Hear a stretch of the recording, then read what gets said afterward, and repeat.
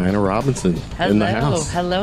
What's How up? are ya? I'm good. You? Oh, doing great. It's a beautiful day today. I know. Where'd the humidity go? It's all gone. No, actually, I think last night, it wasn't humid last night either. So Yeah, it's unbelievable. I was dying this weekend, and now I'm like, hey, it's pretty cool. And we got a lot of rain. Yeah. And here we are talking about the weather. That's how it all starts, right? That's how it all starts, yeah. Cheesy one-liner at a bar. And there you go. There you go. I do my podcasts here at Baxter's 942 Plug in the Highlands, my home, away from home.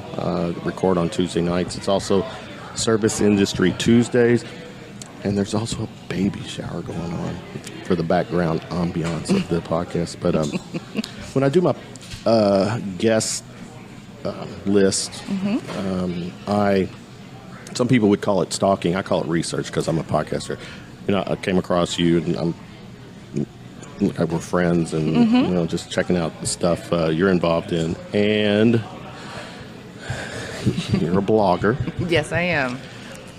You're a powerful woman. Thank you. You're a confident broad. I am a confident I say broad. that with all due respect. That's a high compliment for me. That is the ultimate compliment. Yeah. We're going to talk about your website, your blogging. Throw some trending topics, news topics at you as well. Awesome. But let's get a little bit of a background.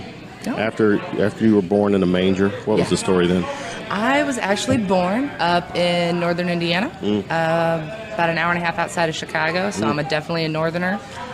You familiar with East Chicago, Indiana? Oh, yeah. I've got relatives up there. Oh, yeah. So how far is that from? East Chicago is probably about 40 minutes from where I grew Whiting? up. Do you familiar with Whiting? Yeah, Yep. I've got relatives in Whiting as well. So. Yep, all the way up there. The region is what they call it up there. Mm-hmm. Yep. Okay. Yeah, so you'll hear those long A's come out sometimes. I have been here for almost 20 years, but I still have that northern accent. Yeah, you're right. Now you say that, Yeah. I got you. All right. Yeah, but give a couple beers in me, and I'm definitely saying y'all every other sentence. Y'all. The first time I said that to my mom, she's like, "That's it, get home. It's you guys. It's not y'all. You guys. It's you guys. Yeah, that's it. Yeah. It's you guys." So grew up there. I moved to Louisville with my ex-husband, actually. Met him in college. He had a grown-up job down here. So followed.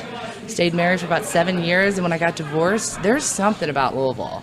Like, I was like, I'm moving home. And I just kind of explored it on my own and loved it and have stayed. So had nobody else down here. When you say explored it, like after the divorce? After the divorce, okay. yeah. Right. Like I got a good feeling while I was, but it's different. That was 7-year marriage? Yeah. And all 7 years here? All 7 years here. All right, so having to learn the city by myself, I had a great work family. I had good friends. I had, and I got so used to the drive. It's 4.5 hours now. Yeah. That's nothing. Yeah. That's like an easy trip for me. So stayed. There's an energy about the city, and the thing that always cracks me up is everybody knows everybody. Like within 3 degrees. There's not 5 degrees of separation here. It's 3. Probably, yeah. It might be, yeah. Yeah, and there's always, when the people hear where you work, they're always like, "Oh, do you know so-and-so?" And I'm like, yeah, surprisingly, I probably do. So I just loved it. So stayed here and met my current husband. So we've been married 6 years now, and he's from here. He's from... How'd y'all meet? We met on Match.com. Did you? Yes, we did. It was awesome. That's not one of those... No, you don't swipe right on both. No. And shoot, this was like...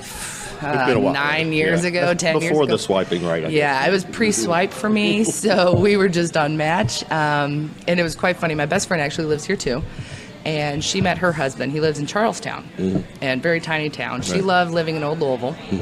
And they got together, and they were going to get married. And I'm like, "Oh, my goodness, you're moving out to the country. Ha, ha, ha, ha, ha." And she did. So I got a date with this dude, and I'm like, "So where are you from?" He goes, "Charlestown." I'm like, "Oh, son of a bitch, seriously?" And so under the table, I'm texting her. I'm like, "Hey, ask Mark if he knows Andrew."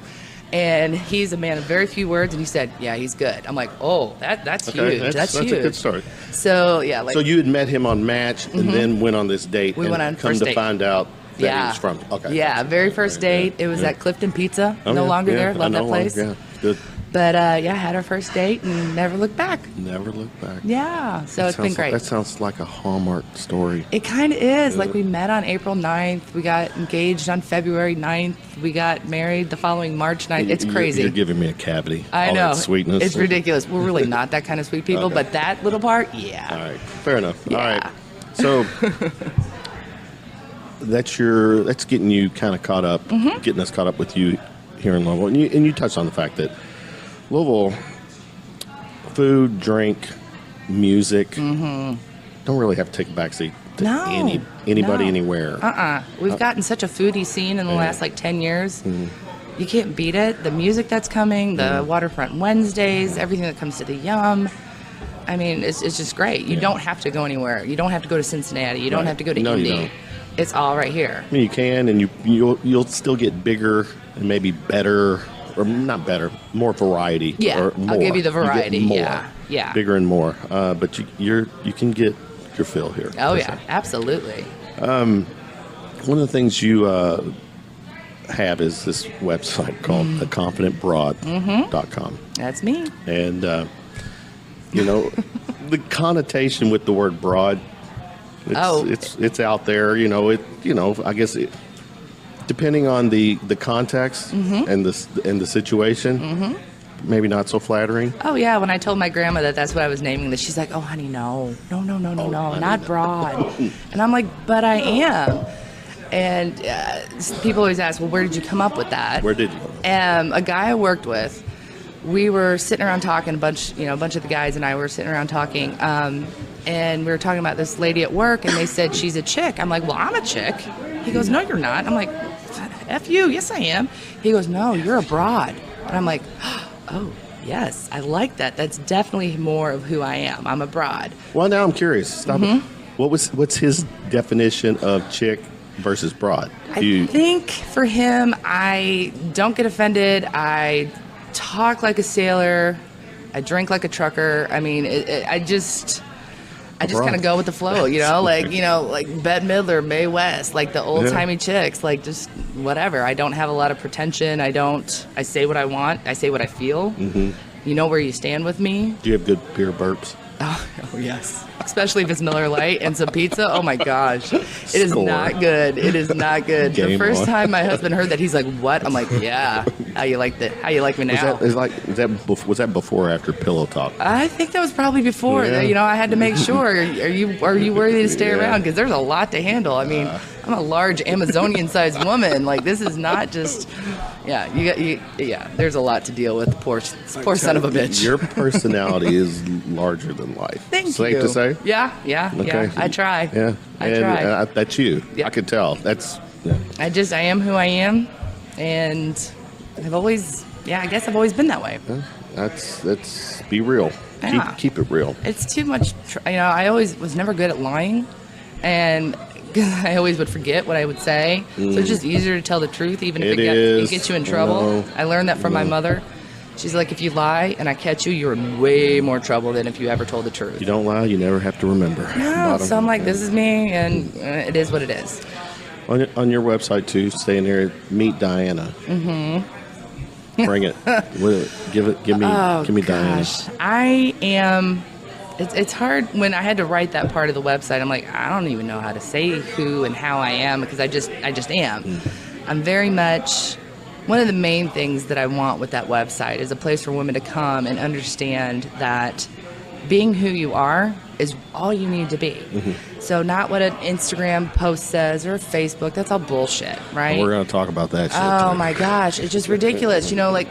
I've gained and lost over 100 pounds a couple times, right? And still stayed confident at all of those weights.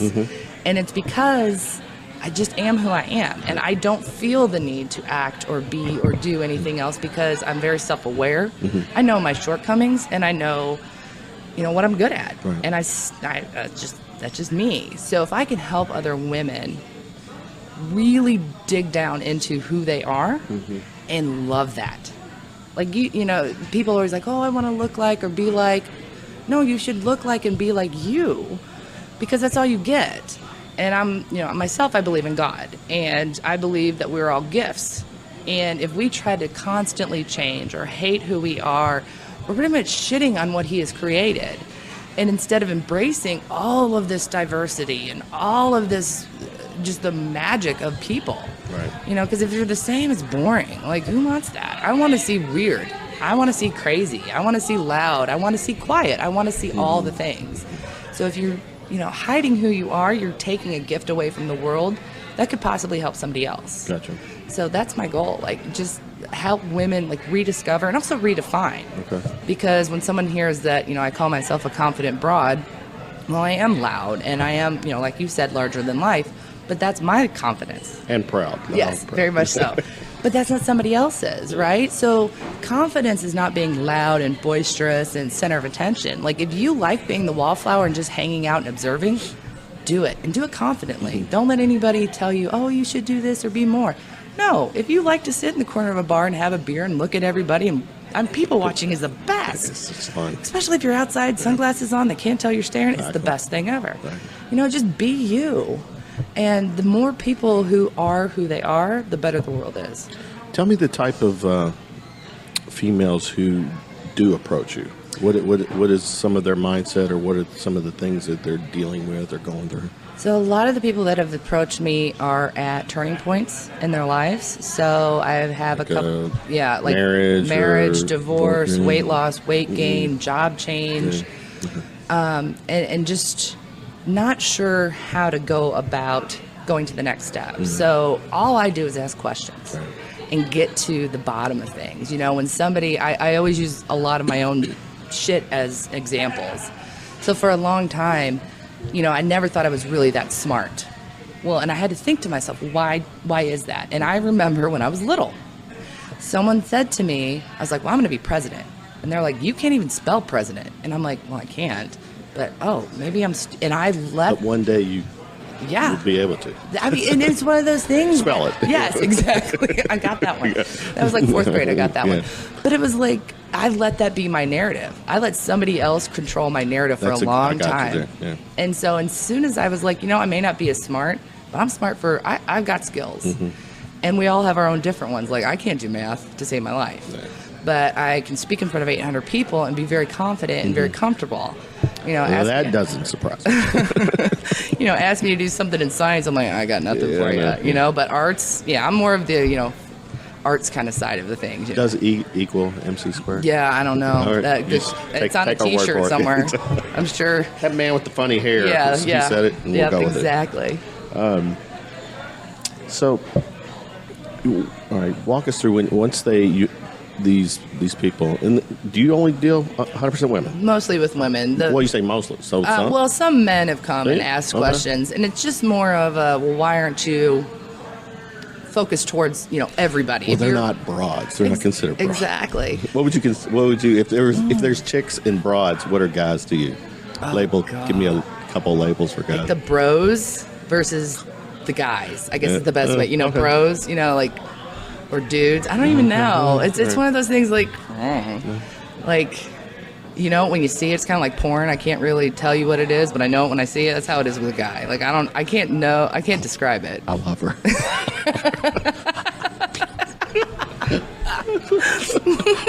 She's right up my fucking alley. This is a blast. Yeah. What else you want to know? Exactly, I'm open. Let's go. Well, all right. We'll take us once they connect with you. Then there's programs, workshops. Well, take us through the steps. Mostly, the first call is just making sure we're a good fit because, I'm not the right fit for everybody. Some people need more hand-holding. Some people need professional help that I'm very upfront and saying I am not a replacement for a therapist. Therapists are important. Let's get this straight. You are not... there's no MD or anything attached to you? Okay. No, absolutely not. I am just a broad, plain and simple. And that's part of the contract because I believe in therapy. I believe all of that stuff. So if you are past what I can help, I have a list of people I'm like, I trust and say this is who you should go to. Right. Because, I also know my limits. Right. And there are certain things that I can't help with. And that's all part of your screening or what? Yeah, like just knowing, okay, so what's going on with you? And if we are a good fit, then, we usually talk once a week for, an hour or so. And we kind of talk through what's happening. And we have goals that we go through and they, quote unquote, homework. So every client gets a journal that they start, I say, okay, I want you to do this or I want you to do that. One of the first things I have everybody do is write a list of 20 things that make you happy. from fuzzy socks to Starbucks drive-thrus to, your children. Small to, little, big, whatever. It doesn't matter. To all those likes that you have to get on Facebook because you post some silly shit. Yeah. You got to hashtag the shit out of it. So it's one of those things. So when those days get really shitty, because we've all had them, and you can go back and look through this list that's like your crib notes, your cheat sheet of saying, you know what, I do love fuzzy socks, or I do love, mindless TV, or Bob's Burgers, which is an amazing show, or, whatever makes you happy, so that when you have that shit day or week or month, you can still remember. Because sometimes when you get into, I call it the rabbit hole, it's hard to get back out of it. And so if you have tools that help you to, one, recognize when you're going down that rabbit hole, right? And we've all been there where we've had somebody cut us off in traffic, and that starts the shit, right? And then you get out and it starts raining, and then your boss is a dick, and then all of these things, when really it's not that big of a deal, but you have all of these things one on top of the other. If you can recognize you're going down that hole of this day is just fucking bullshit, I want to start over, you can kind of start to bring yourself out of it, and you can use some tools Tap your own brakes. Exactly. So you don't go that deep into the rabbit hole. And I also make sure that all the women understand you have permission to feel shitty. You have permission to be pissed off. Anybody who tells you life is sunshine and rainbows is selling you a bunch of shit. And so, like, one of my main programs that I help women with is we call it the foundation. So the talk that I give women is, here's some shit, there's your shovel kind of thing.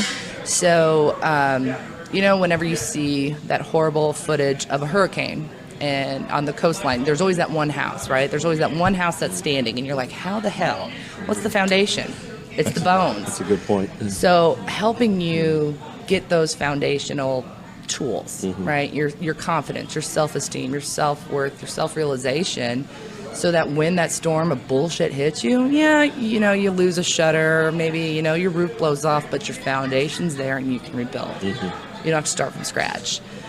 And letting people know that that's okay. It's okay to get setbacks. I mean, another thing I always talk about is how many times I have failed. Like, I got kicked out of college twice.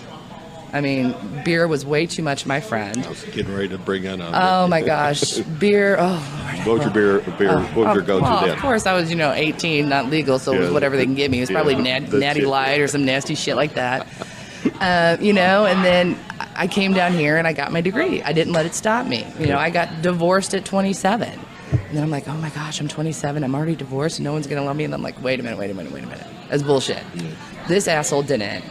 But there's somebody else who was meant to be. And I'm supposed to be in Louisville for a reason. Yeah. So it's kind of one of those things that just being self-aware and giving yourself grace, giving yourself permission to be pissed and depressed and upset. When my grandfather died, he was like my father for the longest time until my mom married my stepdad, who's amazing, by the way. Good. When he died, it hit me like a ton of bricks. My grandpa, yeah.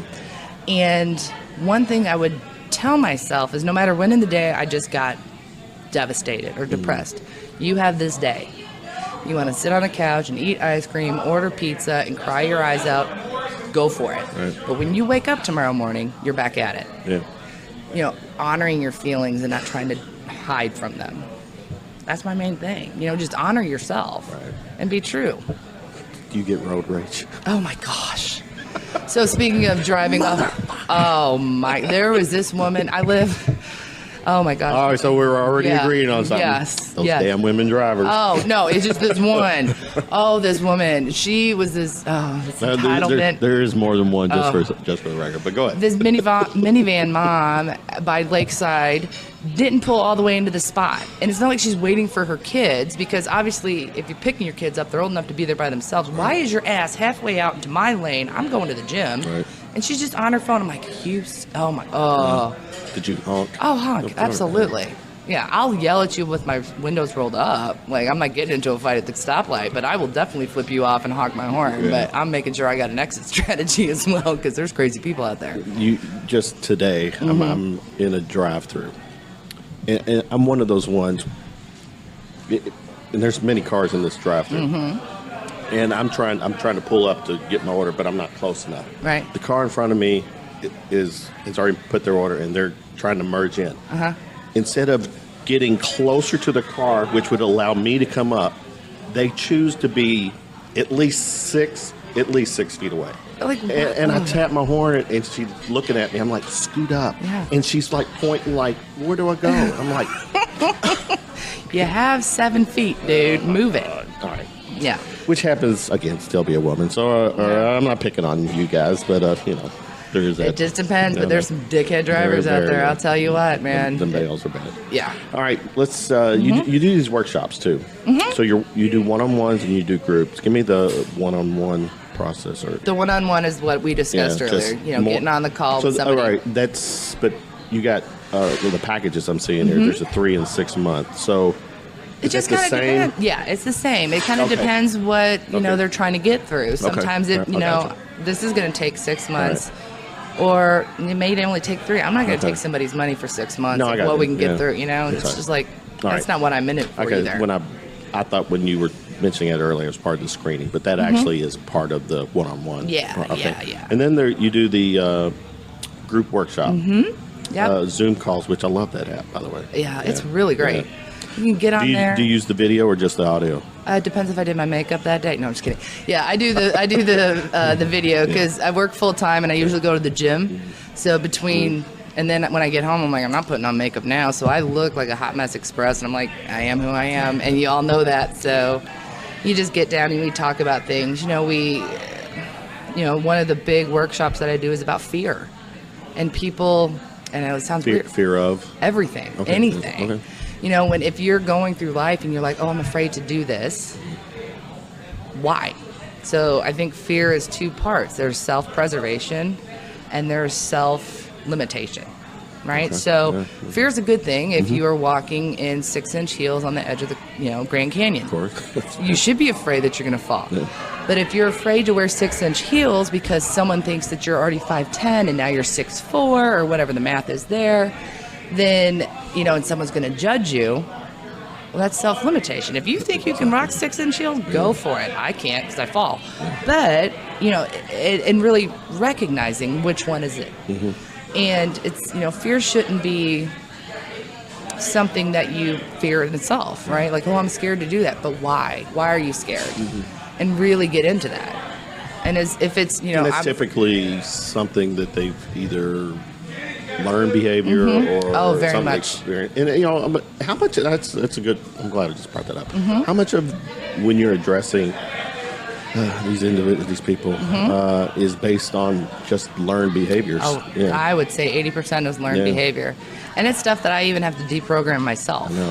Because there's that knee-jerk reaction. So if you see a chick walking down the street and her shorts are too tight or too short, and you're like, ooh, she shouldn't wear those. Then I remember to myself, why the hell is it my opinion? Go for it. You want to stretch your ass down the street and look good. Do you? Like, who am I to say? So it's that learned behavior and then correcting yourself of why am I judging her? If she's confident and she's walking the street and she thinks she looks good, then honey, you look good. That's all it is. And so there's a lot of that learned behavior, and there's a lot of that fear of what somebody else is going to say. Or what somebody else is going to think. And it's like, why do you allow them rent in your head? Because you're not in theirs. Right. So if you're like, oh, I couldn't do that because, so-and-so would be upset. Do they pay your bills? Are they sleeping in your bed? Are they your mother? No. Then why do you give a shit? Do you find those people are also easily manipulated too?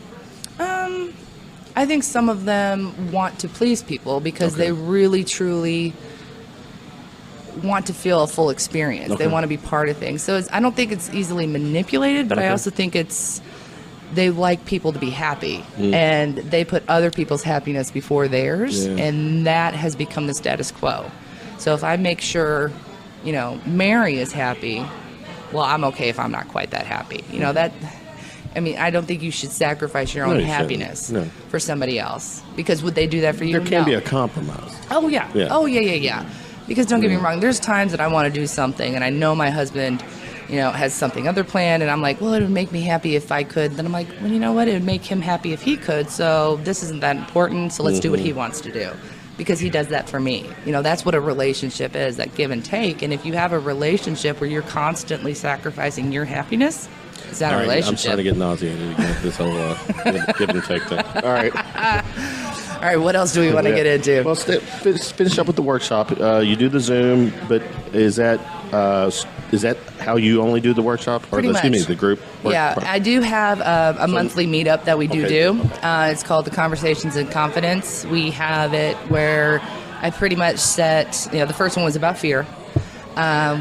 We go and we drink. And we have, little appetizers, and I start it off, and we start talking, and then it turns into a full-blown conversation with like 15 women going, oh my gosh, that happened to me too, and all this and all that. And all I do is lead it. I don't direct it. Like I'm like, well, here's the points. Let's talk through these. But they're the ones developing that conversation. I'm glad you brought up the fact that having, especially these types of conversations with alcohol. Oh, yeah. Because depending on who you talk to, some people will think, when people drink or to the point of a buzz or impaired, that their actions is a result of some people say that. But my take is that I've always felt alcohol and probably other types of drugs, whatever, they enhance you. They the shit that you're thinking it's in your head you don't want to say, you tend to blurt it out. Oh yeah, with alcohol. I definitely agree that I am more loose-lipped. Yeah. When I've had a glass of 2 or 3 of wine. Well, that's what I'm getting at. Is that with people and you're doing these workshops, it's hard to open up to strangers, and a lot of them, they may come and only know 2 or 3 people, but when they leave. They got 15 other broads. All of you are high-fiving. Oh, yeah, we're best friends. We're like, this is great. I love everybody. And it's just building a community. And it's easier if your guard is down, because I think a lot of times women fear being judged by other women. Right. Like, we are sometimes the worst to each other. Like, that middle school mentality sometimes doesn't leave women. And so to loosen it up and to everybody to realize we've all pretty much gone through very similar shit in our lives. And there's more that is similar than dissimilar. So let's go with what's similar together instead of what makes us different. Like, that's how I feel about it. Effective? All right.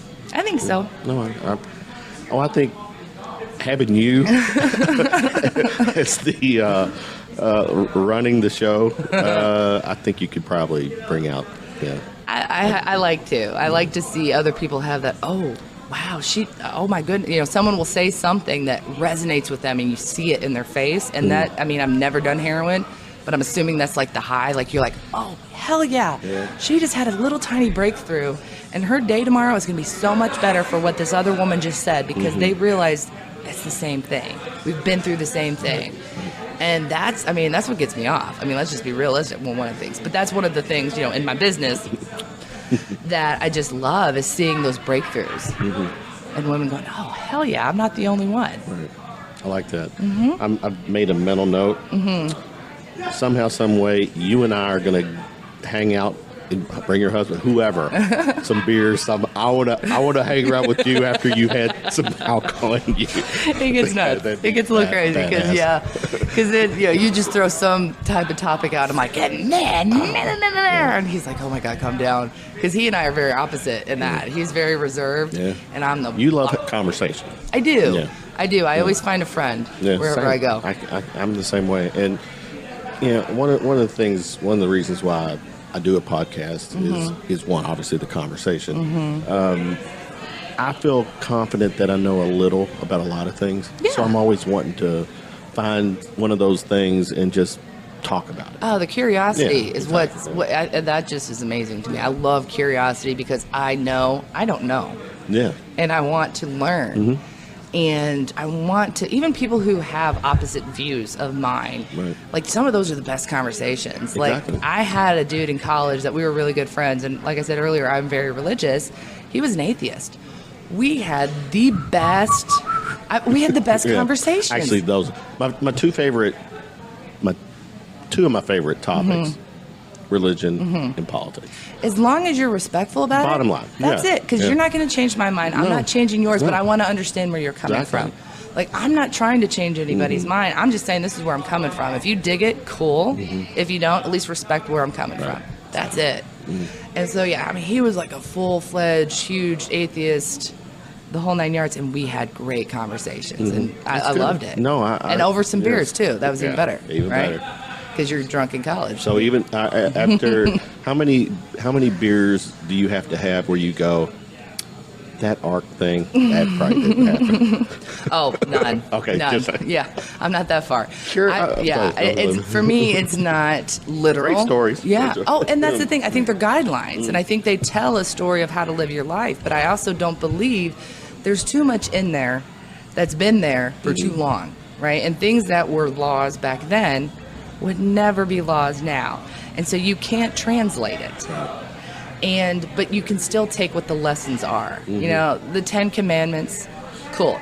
Golden Rule, cool. Whatever your religion is and whatever you follow, I respect that. Because I'm not saying that mine is the all, end all be all. But it works for me, and this is what I believe. But if you believe something different, cool, let's talk about it. I love learning about things. Like some of my favorite classes, I was a political science major in college the third time around, and learning about Islam. Right. Fascinating. I loved it. And there's more similarities than there are differences. And that's, that people just get so hung up on, I'm always right. Bullshit. No, you're not. Yeah. So just listen. Yeah. Be curious. An opinion is not a right, doesn't mean right. Or not. Yeah. I'm a factual, I'm a science guy. I tend to stay away from the word believe as much as possible. Oh, yeah. Yeah. But I do respect people who, Yeah. at the end of the day, have to have those beliefs or in faith. And for me, that's what helps me get through the day. of course, I get that. And if you have something else that helps you get through the day, why should mine be any better or any worse than yours? It's not. Yeah. Stay tuned for some our parting questions. I'll throw at you at the end of this one. All right. Let me just, take a steer into a different direction. You do post things on social media, and you tend to sometimes get a reaction from people. Oh, yeah. One, I think I've seen some of them. Do you post it knowing that sometimes you're going to get that reaction, and you're like, bring it on? Once in a blue moon. Okay. But most of the time, I don't really think people care enough about what I post. I don't think that I'm that big in social media, like at all, that people would be like, oh, I need, no one's going to come after me for any of the shit I say. Like the people who do come at me, it's because they just scroll through and something is a knee jerk and pissed them off. Okay, fair enough. Share was one of your latest ones. My favorite one that just happened, I made a post on Instagram and Facebook that it's the same words repeated over and over again. Men shall not legislate women's bodies. And this dude felt threatened, like I was going to come to his house and cut his dick off. Like he was just like, you can't say, White male. I'm guessing. Absolutely. Yeah. And he was like, well, there's women in Congress too. I'm like, yeah, there are, but that's not what I'm talking about right now, because you know what? They get to have an opinion because they have a uterus. You don't. Right. And my first question to him after he came at me was, are there any laws governing a man's body? There's not. Zero, I think. I think it's the safe. Yeah. The only law governing a man's body is if you get Medicare, you get Viagra. That's covered. You do get it, right. That's covered for you. Yeah. But there is so many laws that they're trying to legislate for women's bodies, and it just absolutely flabbergasts me that somebody gives a shit about my uterus to the point that I could go to jail. That all of the laws that are being passed now or trying to be passed now, makes it criminal to have a miscarriage. Right. You know how many women have miscarriages and don't even know it? Or women who are really trying to get pregnant and they just can't keep the baby and they have a miscarriage, and that would be considered criminal. Like that, it just blows my mind that some poor woman who has gone through one of the most difficult parts of her life is now criminalized. Right. Get the fuck out of here with that. And so they come at me with this, and then they come at me with, well, there's so many, the woman should have the baby and give it up for adoption. And my whole thing is there are over 400,000 children right now in America in the foster system.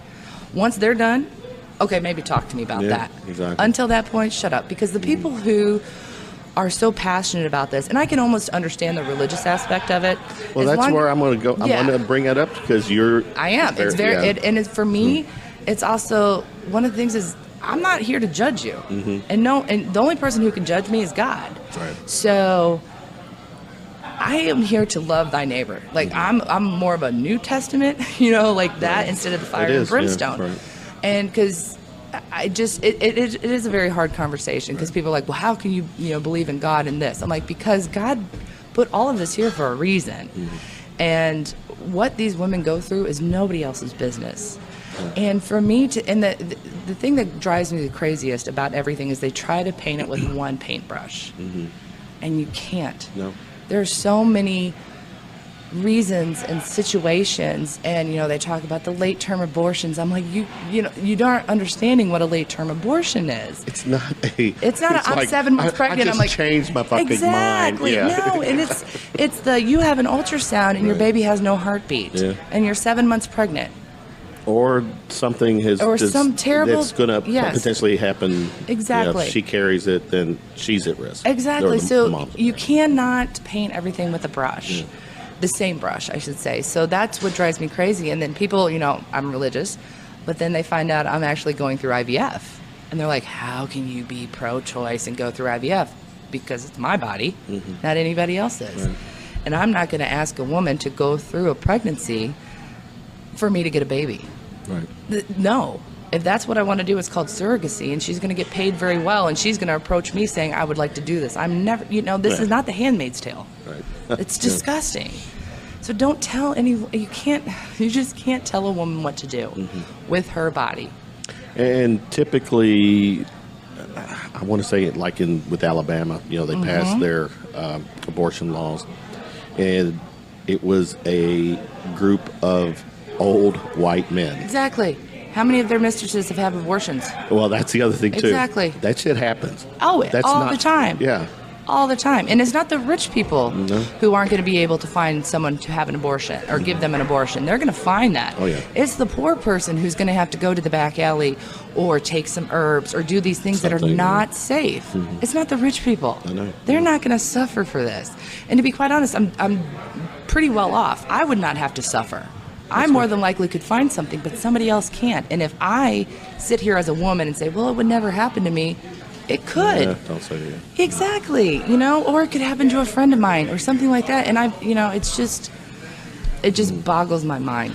And the fact that rape, incest is not even factored in. I'm like, are you fucking, that's the thing. If I was to get raped. I'm on. There's a part of me, and it thinks that some of these old fuckers who make these laws have these thoughts in their heads, like, that honestly, that rape and incest to them. Yeah, they're okay with that. They're okay with it. Well, it's like you have Bobby Knight who's saying, well, just enjoy it. Just lay back. Yeah, it's inevitable. Oh, God. Like, okay, then bend over. Yeah. Let me show you. Just enjoy it there, buddy. Let me shove that up somewhere. That's the thing. They don't think of it like that. And so you can't tell somebody who has been through the most traumatic experience of their life that they now have to carry this baby. Because guess what? Two to tango, and the man who raped that woman does not have to have any financial worry, does not have to ever know or be part of this whole thing that she's now having to go through. He doesn't have the scarlet letter on him of a growing belly. Right. Like, that would be cool. Like, you knock somebody up and your belly gets just as fat as they do so that somebody knows, hey, guess what? You're going to be a daddy. Oh, well, that changes things because now you have the stigma and now you have to do something, not a woman. There was, I'm not a big fan of him, but Pat Robertson, do you know who that is? He actually made a comment that he thought the abortion or the Alabama abortion ban is extreme and it's gone too far. Yeah, how bad is that? The fact that he said it, I'm like, damn. Tommy Lauren, that troll of a person, she made the same kind of comment. I'm like, damn it, now I'm agreeing with her. Like, how bad is it that I'm agreeing with that person? But, I could just, but at the same time, too, it does show that, I guess, with even people with a total different view of, or, she can't be more different than I am. And she has the same views about women. That's where it's like, I think women haven't come into the power that we realize we really do have because we don't vote as much as we should. We only vote a lot of times in the big elections. Yeah. That's where we get screwed. That's why Mitch McConnell sticks around and we got to deal with his ass. That's just it. It all starts the state level. It does. And we don't do enough. I mean, we have People Matt don't do Bevin, who, I mean, let's just be realistic. He's not a friend of women. Are you liberal? I mean, what are you liberal? I was the president of the College Democrats, so Okay. yeah. All right. And I'm one of the only liberals in my family, so that was also a fun. But I hear the liberal in you talking, Mm-hmm. but also I'm trying to factor in the whole, the religious thing. Yeah. I think for myself, Jesus was the biggest liberal. He was the one who I've was heard, helping the yes. poor. Yeah. He was the one who was, Mary Magdalene, who was a prostitute, was the first one who was there. He was not the one who oh, no, that leper can't come in here. Or, oh, no, that person from, no. He was the one who was out there helping. Mm-hmm. That's what in my opinion, that's what it should. I mean, we may not do that as much as we did at one time, but you have the FDR type liberals. And the reason that you need that now is that society doesn't help each other like we used to. Like, I grew up in a very small town, and people helped their neighbors. Right. And, someone went hungry. Well, guess what? The neighbors were giving you food, and it wasn't from a food bank. It was from their own table, and we don't do that like we used to. There's not those communities, and so you have to build that. Mm-hmm. And so, yeah, it is it's quite the juxtaposition of being a liberal and very religious at the same time. Mm-hmm. But I just believe Jesus loves everybody, and I'm not here to judge anyone, unless you're a dick. Or Mitch McConnell. Me Too movement. What's your take on that? Because I think when it started, their intentions were good. But I think larger movements the more it gets bastardized. Yeah. I think that there's a lot more power now. So for anybody coming forward who's been a victim of abuse, that they are listened to more than they ever were before is what's important. Mm-hmm. So in the Me Too movement, yes, I think that has helped people feel a little bit more safe, even if it's just a tiny bit, to come out. And it's not just women, it's men as well. That's a good point. Yeah. And that's, it's not, the Me Too movement shouldn't just be for women, because there's so many men who have been abused, and you've seen that. I mean, Kevin Spacey, hello, let's just talk about that. Terry Crews, the whole nine, and it doesn't matter if you're big or small. Like, Terry Crews is a huge dude. His pecs bounce like no other. Yeah. But yet he was assaulted. Yeah. And so it's one of those things that it's the people in power. And I know, people are like, oh, well, I'm so afraid to talk to women now. Welcome to my world, because women are afraid a lot of the times. Like, we knew in college, you never walked home by yourself. And going from somewhere dark to your car at night, I have my keys in my fist and ready to go. And I'm a big chick. Like, I am not a tiny little petite thing, but yet you still get scared. Yeah, of course. Men don't understand, a larger group of men don't understand that we have that fear. Right. And so to have men come and be allies with that is what also is the most important thing. And for men not to go, well, not all men. Well, that's not what I'm saying. No one says all men do these. It's just the men that do them are the dicks. So let's call that out. Be allies for that. And so I think the Me Too movement had a very good start, but I think the people who then now abuse it, that's just disgusting. It's a little exaggerated. In some cases, I do think that it a lot of it does still stand, for the right cause. And the ones who abuse it are the ones that are wrong, but the people who need it should still fill that safe space. Absolutely. One of the things that happened, this is Pride Month, which I thought was pretty cool when I saw that our mayor for Pride Week here raised the Pride flag. Heck yeah. How cool is that? Very cool. I thought that was amazing. Absolutely. And I've got... And how touching has that got to be for the community? Oh, yeah. Who go, what? My mayor does believe, and doesn't think that this is wrong or have a problem with it. He celebrates it. Well, that, and then clearly once he did it, then obviously you had people who felt compelled to come out and support it as well, and then that's good. I mean, that's it's very for people in that community to see the support either in words or whatever. Any kind of support that they can feel has got to be just amazing, because of the fact, I mean, I have many friends in that community, and that they don't feel represented or they don't feel part of the community, and to have the mayor say, you are part of our community and I am flying your flag, that's got to have that sense of, okay, thank goodness, there's somebody else. That's one of the reasons I love my church. My church goes down to Pride. Good. They do, and they support it. I mean, our preacher, one of our preachers, she's married. She has 2 twins, and there was 2 preachers at the same time, both pregnant, or it was the preacher's wife, and it was our youth preacher, and all of the church women, all of these old white church women, treated them exactly the same. There was baby showers for each one. There was love on each one. It was so warm and welcoming, and that's what I want to be a part of, because the church is, we are all together, and I love that.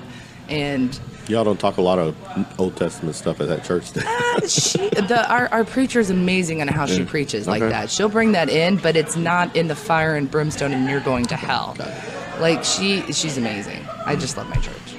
No, the proverbial, with every good there's bad, or fallout or negative reaction. In this case, once it was some of the local media had put it out there that the mayor had done this, and the opponents came out of the woodwork. The giant homophobes came out of the woodwork. Oh, absolutely. The way that I look at it, a lot of the times, the people who are yelling the loudest against, the LGBTQI community are the ones who really want to be part of it. They're the closeted ones. They're the ones who are pissed off that they can't live their truth. Well, here's my take, and I'll stand by it. When I go up online, I'm telling myself here, to those sites that are free, I'm only dealing with the hetero part of those videos. The people that are taking the shots, they're not. Check their history. Oh yeah, go out to Pornhub and check that out, because I guarantee you there's a lot of dude-on-dude action. They're curious, and it might be. But delete the browser real quick so nobody knows. But let's just be realistic. And the thing I still will never understand is a pure hatred for somebody you don't know. You don't know, right? You don't know their life. Right.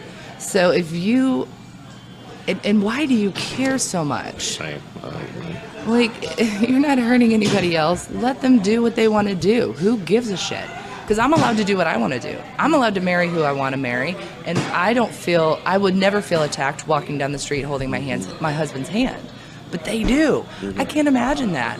And so if I can help create a world that is a little bit safer, if, like I said, we're going through IVF. If I have a child who comes out as trans, who comes out as gay, who comes out as bi, I want them to feel as safe as I feel. Right. And that's the goal. And they should. Agree. Because it's I can go on and on about that. A lot of this too, without trying to get too political, I don't know where you are with the current administration, but his core base, that administration has enabled, in my opinion, his core base. Oh, absolutely. When you say there's good people on both sides when somebody runs you over, no. No, right. No. And the thing that really cracks me up, and I was listening to another podcast about this, is they were talking about slavery in the South and how the large amount of people who were in power were a very small amount of white men who happened to convince the large, poor white men that you're closer in beliefs and social standings to us, the upper class, than you are to the poor black farmer, when in reality no, because you have a white man back then who was struggling to feed his child, just as you had a black man who was struggling to feed his child. So they are on the same level, but they think, oh no, the rich men are going to help me out. The Trumps of the world are going to help me out. That's and it always cracks. That's the thing example. that it blows my mind that elite 1% is 1%. Right. The rest of us fall way below that. Right. Now, those people, some of those people I had read jumped off Trump's bandwagon a little bit because Mayor Pete, who I love. Actually, when my mom and I left our small little town up there, we moved to South Bend. Yeah, oh yeah. Yeah, so I spent high school in South Bend. I think, unfortunately, I don't think now is his time, but I don't think he's too far off. I was surprised. I thought the very same thing. And the more that I read about him and hear his responses, they're amazing. And how measured he is, and how he will meld that religious and his belief, being a gay man and being religious together. and how he fought back at Pence. I was like, Your problem is with him, not with creator. me. Yeah. I'm like, That's damn. brilliant. That's brilliant. I mean, it was because it took me back. I was like, that is the perfect way to put it. Trump did an interview with Fox News about a week or so ago, and it was brought up what he thought of Mayor Pete. Water. Well, thanks, brother. And he said, he had nothing but positive things to say. He had no issues with his sexuality. Yeah, which is surprising to me because his base does. A lot of his base does. Well, that's just it. He took, from what I heard, a little bit of a ding because, his base is, no. Yeah. That's a no-no. But, Trump's a fucking more liberal than he. Oh, he is. If you look back at his history, he completely is. Yeah. He's a racist liberal, but he was liberal because, if you look at, he tried to run as a Democrat. Or no, was it independent or Democrat before? I thought it was Democrat. I think it was Democrat. So it was one of those things that you're like, okay. So you only became a Republican because you think you can win the nomination. And then when you actually won the nomination, you're like, oh, shit. And then when you won the presidency, you're like, oh, shit. Oh, my God. I was in total disbelief. Same. It's been a shit show, but in some weird way, a little entertaining, too. For us people who like to talk about it, it's going to be shit to talk about. Well, and one of the things I also think it brings the bigots out of the closet. Exactly. And you are seeing a lot more than you ever have. We're a fucking racist country. And there's a lot. Absolutely. And they had to bite their tongues with Obama. And, with Bush, too. I mean, Bush... I would never thought I'd say I miss Bush. Yeah. But if you got to give me a Republican, I'd go with that. I mean, that's how sick it is at this point. I would vote for Obama a million times over, though. All right. We're winding down. This last part is it's a rapid question. Okay. I call it my round of shots. First concert you attended? Oh, gosh. Live. The band Live. Oh, that's a good band. Which is good stuff. At Deer Creek, when it was actually called Deer Creek. Now it's whatever the hell. Yeah, Noblesville. In Noblesville. Yeah. Good one. Yeah. Superpower. What would it be? Oh. Strength. Like Incredible Hulk kind of strength? I'm Wonder Woman. We went all at Wonder Woman? Well, my name is Diana, and so is hers. So, you've never seen us in the same room together. Take your glasses off. Like, hey. Yes, exactly. Yes, it would be strength. I'm actually an Olympic weightlifter as my hobby. Oh, wow. Yeah. So, I love it. Okay. Very cool. If you were stuck in an elevator with a celebrity, who would that celebrity be? Bill Murray. That's good. Very good. Hell yeah. You mentioned pizza. Oh, yeah. What is your favorite pizza topping? Give me your pepperoni. Just Pepperoni sausage. I'm basic. I always love Chicago deep dish, and if you put way too many toppings on there, it's just too much. Yeah. So if I get a good Geno's, with some sausage and pepperoni, I tear it up. Pet peeves. Hearing people chew, hate that, and rude. Not saying thank you, please and thank you. Those are just as simple as that. Those are the simple things. Just saying please and thank you. Like, goes a long fucking way. It does. It does. I had a guy in a meeting one time say to me, he's like, set up that meeting. And he was above me. And you were just... And I looked at him and I go, you can say please. And the whole table was like, oh. And I'm like, look, you could say, will you please set up the meeting? And I'll go to the moon and back if you say please. Right. But if you direct me to do it, you can kiss my ass first because it's not going to happen. Say please? Absolutely. Good one. If you had access to a time machine and can go anywhere in the past to observe, you're not going to change the future. Oh, goodness. Where would you go? And my budget only allows for one place. So. Only one place? Yeah. Woodstock. Really? I think that'd just be a really cool experience. But I don't want to be in the line. I want to be by the stage. So if I can just go there and observe, I'll be by the stage. Exactly. One of my friends, or a friend who did a podcast with me, he had that same question, and his was, he wanted to go back during the crucifixion with some assault rifles and mow down all those Romans. I said, you can't interact. Yeah, you can't interact. It changes the timeline. Exactly. We've all seen Back to the Future. Yeah. All right, these last three questions are what are three of my bucket list questions Okay. that I need yes or no answers Okay. before I take my last breath. Okay. Is there a God? Yes. And you're saying yes. Mm-hmm. Are we alone in the universe? No. Not like aliens like you see in the movies, but I do believe there's got to be at least some kind of microorganisms living somewhere else. Nothing like us, No, like no, this no. planet out there anywhere. No. You really don't believe there's another Earth out there? Diana. I know. I can't wrap my head around it. Really? Not saying it's not there, but for It's a me, big fucking... oh yeah, like I watched Men in Black and that ending where it's just like our universe is in that little Yeah. marble. I'm like, Yeah. oh god, that kind of threw me for a loop. But I'm like, I don't know. That's If it is, okay. that'd be cool. Yeah. Like, welcome. Like, Does that change the whole God thing, if there was a... Okay, for you. Okay, fair enough. no, for me, I believe in the Big Bang. I believe in evolution, but I believe that the chemicals that were put there by him, But yeah. and that's how it all began. Fair enough. And the last one, actually, this was not so much a yes or no. Mm-hmm. I need to know what truly happens when we die. I'm go to heaven. That's your take. For me, Yeah, for you. because my belief is all the people that I've lost are up there, happy, and just waiting. Right. And I believe in like guardian angels because there's way too many close calls with death that I have had that I've not had a guardian angel. And my grandfather up there going, "Oh shit, she's up. Okay, we got to get on this because she drives like an asshole." So, like- So, yeah, exactly. And so I do believe that there is that higher power, and people are up there waiting for us. All of your dogs and your cats and everything that makes you happy. So all dogs and cats go to heaven too? Absolutely. Okay. Oh my gosh, yes. Because what's fun is that if there's no puppies in heaven? There is a that it's not scary.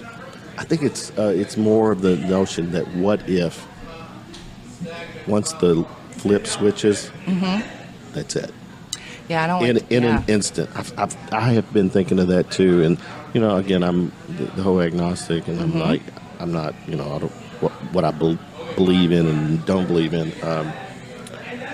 There's that part of me that clearly doesn't want it to be black, and it's like if you're driving and all of a sudden you get T-boned and you just God forbid you die instantly. Could that really be it? Yeah. And there's no post thoughts you're running through your head like, It's shit, done. did I just die? You're done and done. You're just done.